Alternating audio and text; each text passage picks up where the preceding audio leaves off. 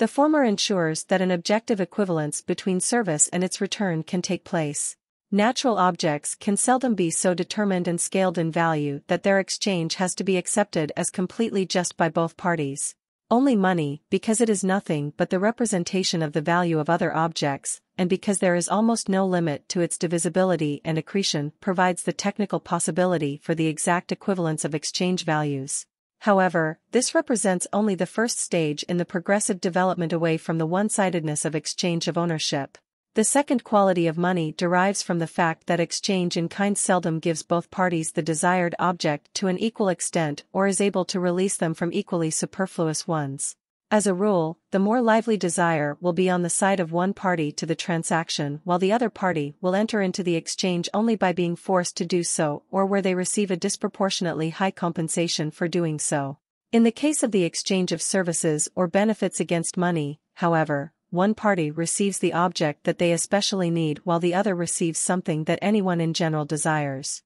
Because of its boundless usefulness and therefore its permanent desirability, every exchange becomes, at least in principle, equally advantageous to both parties. The one who takes the object will certainly do so only if he needs it at this point in time. The person who takes money will accept it because he can use it at any time. Exchange against money makes possible an increase in satisfaction for both parties, whereas with exchange in kind it is frequently the case that only one party will have a specific interest in the acquisition or disposal of the object. Thus exchange against money is so far the most perfect form of solution of the great cultural problem that evolves from the one-sided advantage of exchange of possessions, namely, to raise the objectively given amount of value to a greater amount of subjectively experienced values merely through the change in its owners. This, alongside the original creation of values, is clearly the task of social expediency as part of the general human task, to set free a maximum of the latent value that lies in the form that we give to the contents of life.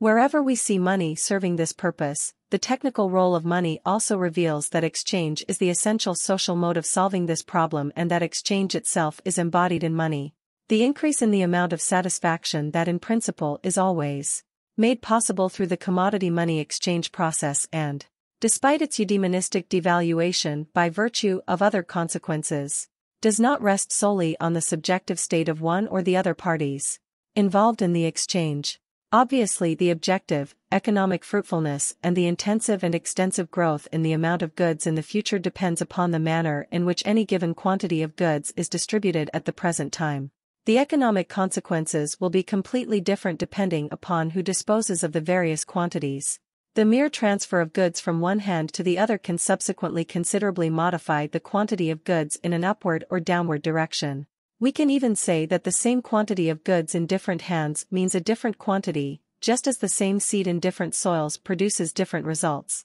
This result of the variation in distribution is most marked with regard to money. However changeable the economic importance of a landed estate or a factory may be for different owners, these variations in returns, over and above quite insignificant amounts, bear the mark of chance and abnormality. Yet the fact that the same amount of money in the hands of a stock exchange speculator or a rentier, or the state or the large industrialist produces extraordinarily different returns is a normal phenomenon that corresponds to the incomparable scope which the ownership of money provides to objective and subjective, to good and bad factors for its realization. One can at least say, with regard to the sum total of money owned by a group, that the inequality and change in its distribution is only a change in form that leaves its significance for the whole unchanged. This very change in form produces in this material the most fundamentally diverse results for the economy and for wealth as totalities. It is, furthermore, not merely a question of quantitative differences but rather of differences in quality that on the one hand are absolutely basic to our problem at hand, and on the other also lead back to the question of quantity. In general, the same commodity in different hands implies, economically, only a quantitative difference in the money return, whereas the same amount of money in different hands signifies a qualitative difference in its objective effects. Since money, by virtue of its mere distribution at a given moment, displays a minimum as well as a maximum of economic profitability, and, further, since change in the ownership of money does not bring about as much loss through clashes and loss of time as do other objects, economic usefulness here possesses a particularly wide scope for its task of attaining a maximum of its total importance by means of the type of distribution of ownership. We are here especially concerned to resume our interrupted investigation of how far the money economy is able to increase individual liberty to its fullest extent, that is to release it from that primary form of social values in which one person has to be deprived of what the other receives. In the first place, the purely surface phenomenon of the money economy indicates this.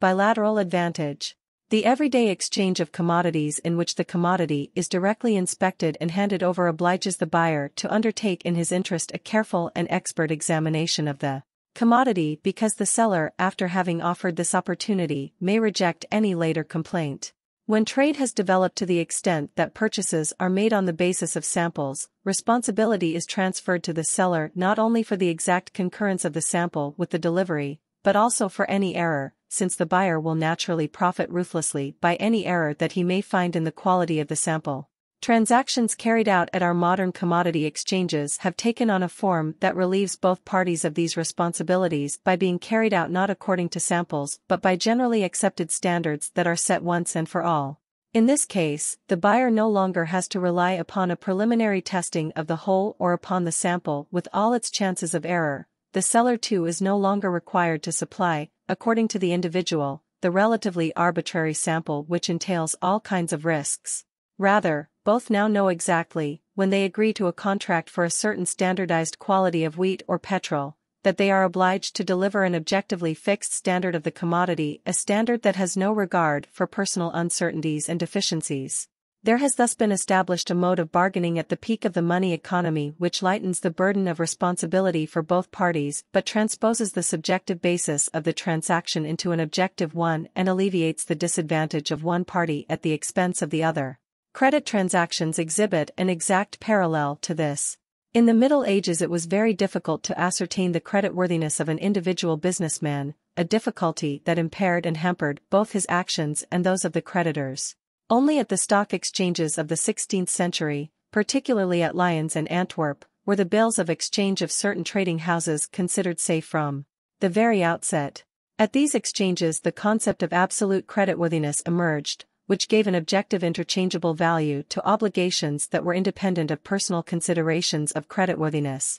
Nonetheless, trading houses might still vary in their qualifications, but they were reliable as far as their money obligations were concerned, and such obligations adequate for this objective purpose were thereby severed from any other individual characteristics. Just as the stock exchange raises the essence of money to its purest form, so it has, through the creation of the general and objective concept of being creditworthy, typically developed a relief for one side that is not outweighed by a burden for the other but which, on the contrary, provides the same facilities to the creditors as to the debtors by transforming uncertain individual assessments into an objectively valid quality. Cultural development increases the number of persons on whom one is dependent. The importance of the money economy for individual liberty is enhanced if we explore the form that the persistent relations of dependence actually possess. As already indicated, the money economy makes possible not only a solution but a specific kind of mutual dependence which, at the same time, affords room for a maximum of liberty.